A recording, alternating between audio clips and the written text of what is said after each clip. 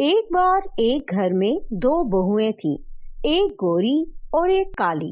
गोरी बहू बहुत खूबसूरत थी, इसलिए सास उससे बहुत प्यार करती थी। सास हमेशा गोरी बहू का ख्याल रखती थी और उसकी तारीफ करती थी, लेकिन काली बहू को कभी भी इज्जत नहीं देती थी।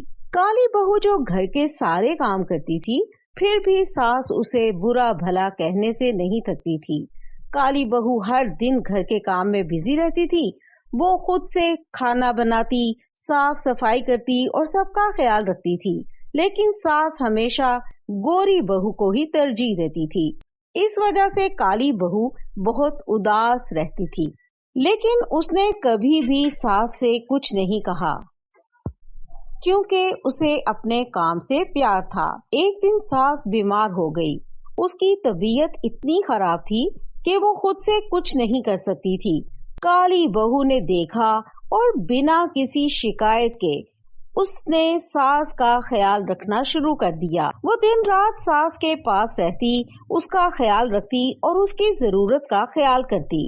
गोरी बहू जो हमेशा खुद में बिजी थी, उसने कभी सास का ख्याल नहीं रखा।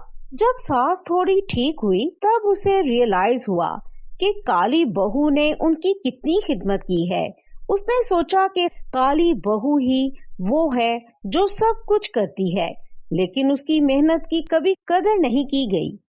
सास ने काली बहू से माफी मांगी और उससे प्यार से बात की।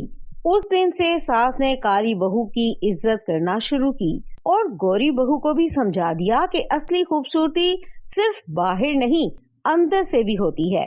इस कहानी से हमें ये सीख मिलती है कि किसी की मेहनत और प्यार की कदर करनी चाहिए, चाहे वो किसी भी रूप में हो।